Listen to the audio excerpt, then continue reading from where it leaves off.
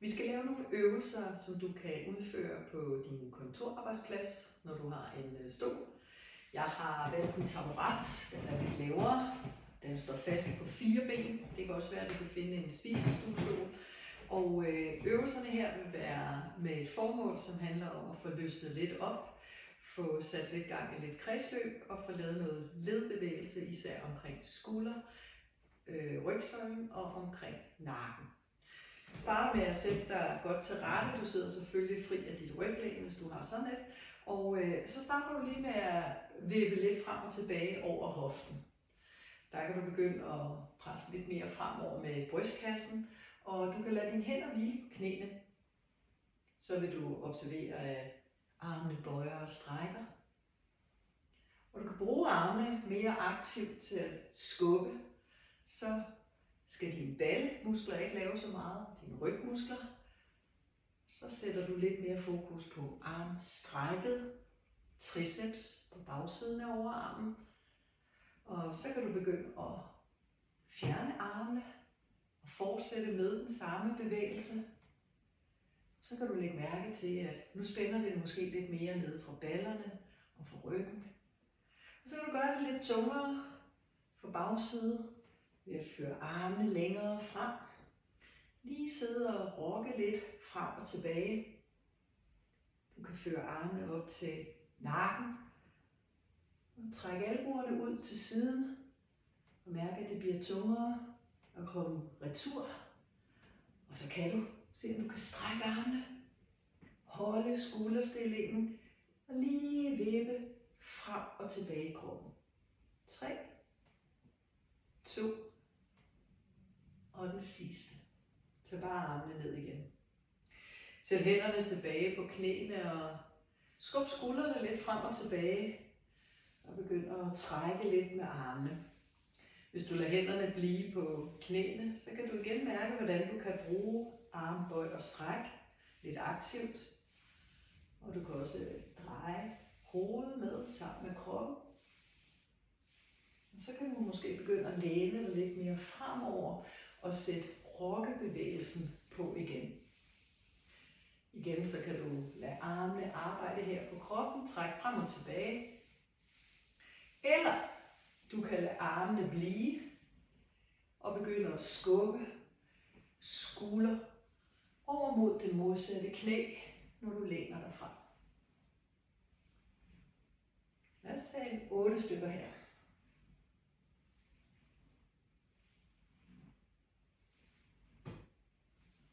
4, 3, 2 og den sidste. Gør lidt plads mellem dine ben, så du kan læne dig forover. Kig frem på gulvet. Og prøv at se, om du kan slippe armene og komme lidt ned og hænge, så du også kan mærke, at du kan give slip i nakken og i skuldrene. Så kan du sætte hænderne op på benene igen og skubbe kroppen op. Så du kan glide med ned, sætte hænderne op og skubbe ryggen op. Det kan være, at du selv kan trække op med ryg og ballemuskler. Og så kan du bare lade armene hænge. Glid med ned på benene og træk hjem igen. Svejer lidt i ryggen. Ruller ryggen og ruller op på plads. Svejer frem på brystkassen og ruller op på plads.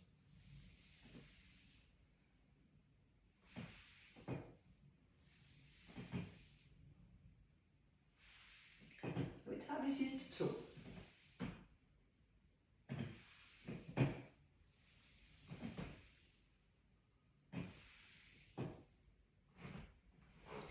Så kan du samle benene ind til hoftebredde afstand.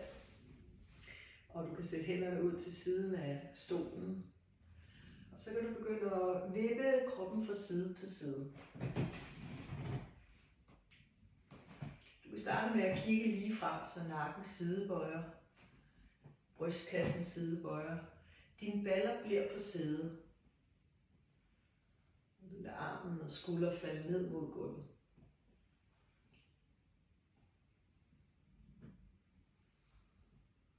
Vi Vi tager 4, 3, 2.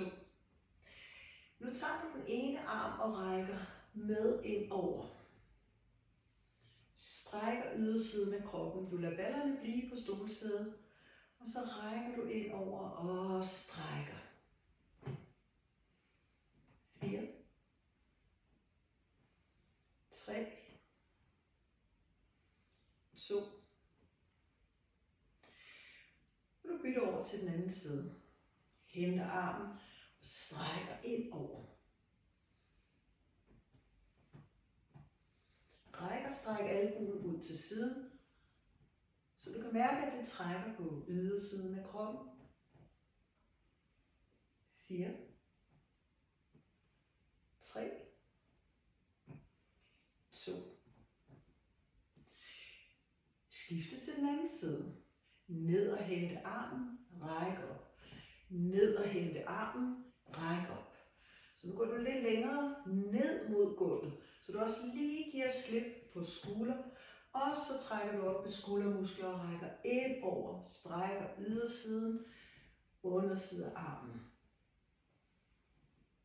Og vi tager den anden side. Armen ned mod gulvet, ræk op. Ned mod gulvet og giv slip i skulderen. Ned mod gulvet. 5, 4, 3, 2.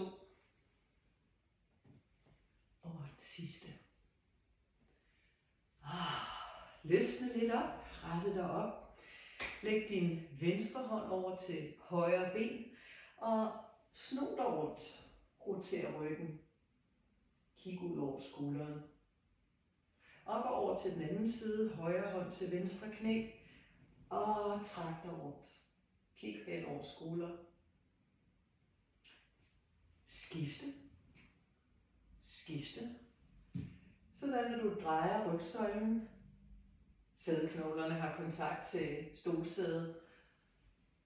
Og du kan bevæge dig fra bækkenet og op til nakke. Du kan presse med armen lidt på dit ben, men du kan samtidig holde stand med benet, så dine knæ ikke bliver presset sammen. Og så kan du også mærke, hvordan der sker en opspænding ude omkring hoftens yderside. Og du får twistet ryggen her. 4, 3, 2. Og sidste. Prøv at se, at du kan løfte det ene ben op fra gulvet, uden at du falder sammen i ryggen. Så prøv at se, at du kan sidde oprejst og løfte et ben ad gangen. Mærk, hvordan korsettet spænder op. Og prøv at se, om du kan løfte benet og holde det i luften, og så stræk dit ben frem. Det kan være svært at holde ryggen rak her, men gør forsøget, så du ikke falder sammen i ryggen, når du strækker knæet. Vi aktiverer til core stabilitet, og vi rækker benet frem. Prøv nu, om du med modsatte arm og en lille rygtvist kan både række armen og benet frem. De lange bindevævskæder på bagsiden af kroppen her, de skal strække sig.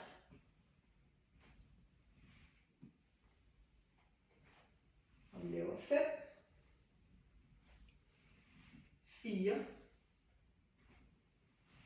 3, 2 og den sidste. Nu har vi faktisk været igennem ryggens forskellige bevægemuligheder. Vi har krummet, og vi har svaret, og vi har sidebøjet, og vi har lavet rotationer. Nu gør du igen lidt plads imellem fødder og ben, og du læner dig lige fremover, så giver du slip på nakken. Og lige strækker ryggen, men lad hovedet hænge ned. Så løfter du hovedet op og ned. Du bøjer forover i nakken, og du kigger op i loftet og vipper hagen op mod loftet.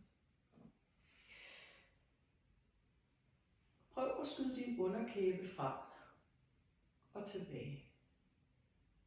Lad os prøve at sætte den bevægelse på, når vi også laver nakkebevægelserne.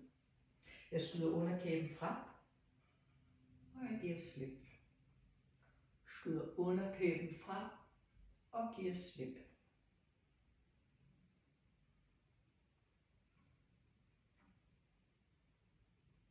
Måske kan du mærke, hvordan det strækker hen over bryst, hals, den store hudmuskel, platysma. Og tag den sidste. Og kom op igen. Det er godt, der ikke er for mange kollegaer, der kigger på dig lige nu. Ret ryggen op, sænke skuldrene og drej hovedet og kig fra side til side.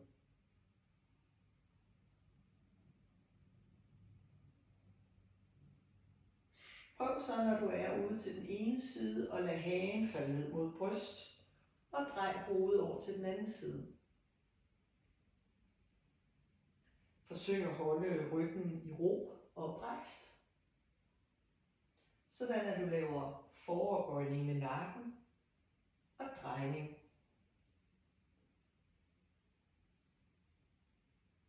Måske oplever du, ligesom jeg, at det knaser, når nakkehvirvlerne her bevæges. Du skal ikke være bekymret. Men det fortæller lidt om, at det ikke er så tit, vi gør de her bevægelser.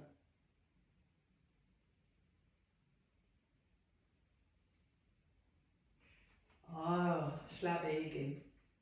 Nu kan du flette dine fingre, og så kan du sætte hænderne om i baghovedet, og så kan du trække albuerne lidt ud til siderne og bagud og skyde brystet frem og hagen op.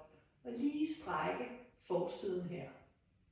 Så kan du føre albuerne frem, og så kan du stille og roligt, uden at hive for hårdt i nakken, føre albuerne frem mod knæene.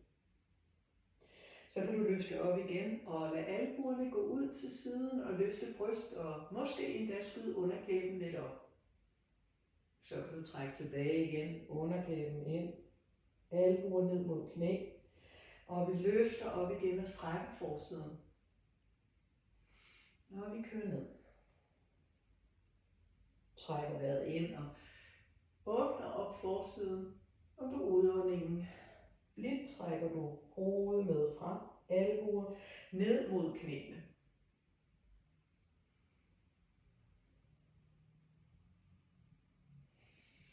Skulderled, nakke, bryst, ryggen. Vi tager 2 mere. Trækker vejret ind, og roligt fører vi med frem. Og giver slip. Prøv at slippe eventuelle spændinger i dine skuldre, armspændet. Lad armene hænge ned. Det kan være både albuer eller strakte arme. Og løfte skuldrene op og lad tungt skuldrene falde ned igen. Trække og give slip trapeziusmusklen her.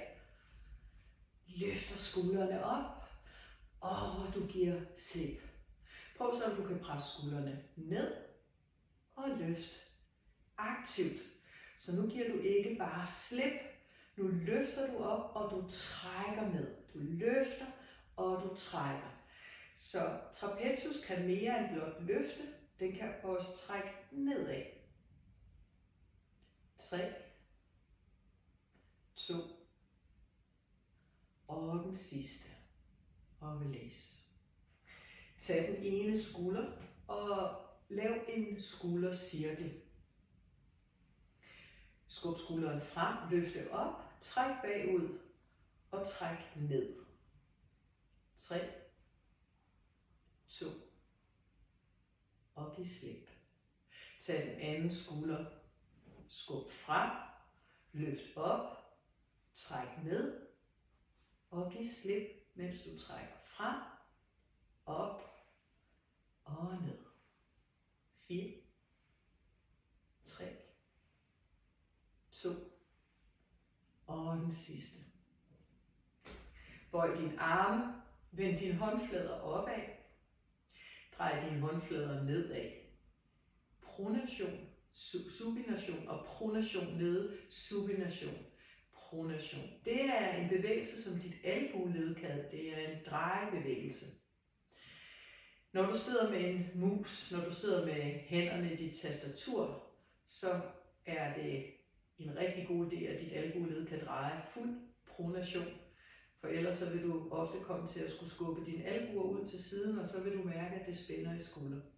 Så for at hjælpe til at have en god og fuld pronation og supination, så tager vi lige fat her ovenover albueledet. Og så når hånden drejer, underarmen drejer indad og ned, så drejer du aktivt op på din overarm, hvor du holder fast ud af. Så det svarer lidt til at vride en karklud op. Så nu holder du lige over dit albueled, og så hjælper du lige dit væv med at have god glidebevægelighed. Så du tager lige fast i overarmen, og så roterer du lidt ud af i det, du får fat i, samtidig med at du selv drejer underarmen ned ind i pronation. Det gør vi også med den anden. Så jeg tager fat med et fast greb lige på den nederste del af overarmen over albueledet. Så drejer jeg hånden ned mod ben, mod bordplade eventuelt. Og så laver jeg et modtræk på overarmen. Så det er ligesom at stå og vride en klud. Og nu er det dit albueled, du har fat i. Og det er drejebevægelsen. Og vi tager 3, 2 og den sidste. Bevæg dig lidt i skuldrene igen. Og mærk, at du kan lade skuldrene slappe af. Bøj så dine arme op mod bryst og stræk dem ud. Vi laver cirkelbevægelse. Så vi når både at pronere i albueledet og supinere. Vi bøjer og strækker. Så du laver lige sådan en cirkelbevægelse her i dit albueled. 3, 2 og den sidste. Prøv så, om du kan køre cirklen den modsatte vej. Håndflade op, håndflade ned. Supination og pronation. Samtidig med, at vi laver flektion og ekstension i vores albueled. Det er ikke sådan med led, der kan mange bevægelser. Det kan skuldrene også. Og måske mærker du, at du rent faktisk også bevæger dig op i skulderledet. Når vi holder armene strakt og drejer, så er det skulderledet. Så forsøg, om du kan ud at rotere og ind at rotere i dit skulderled. Ved at dreje. Og ganske roligt kan du begynde at løfte armene, uden at løfte skuldrene op mod ørerne. Du løfter armene op, og så fortsætter du drejebevægelsen. Her drejer jeg indad og udad samtidig. Nu prøver jeg at dreje den ene arm indad, samtidig med at jeg drejer den anden arm udad. Så det er skulderledets rotationer. Jeg sænker skuldrene, så jeg ikke trækker op med trapeziusmusklen. Og så drejer vi 4, 3, 2 og den sidste. Og giv slip og slap af. Du vil sikkert kunne mærke, at du har spændt lidt, så prøv at lige at komme ned og give lidt slip igen. Så til slut så rejser vi armene godt op over hovedet, strækker op og strækker os lange, og giver slip. Træk vejret ind, spred dine fingre og stræk dem godt væk fra hinanden, knyt hænderne og træk ned. Træk vejret ind.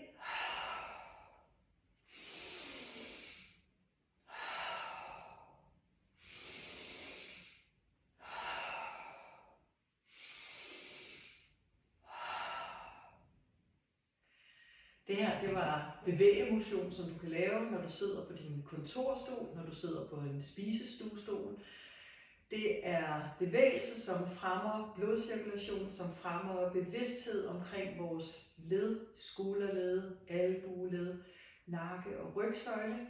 Og i en anden video, der kan du finde noget mere for din underkrop, hvor vi kommer op og stå. Tak for i dag.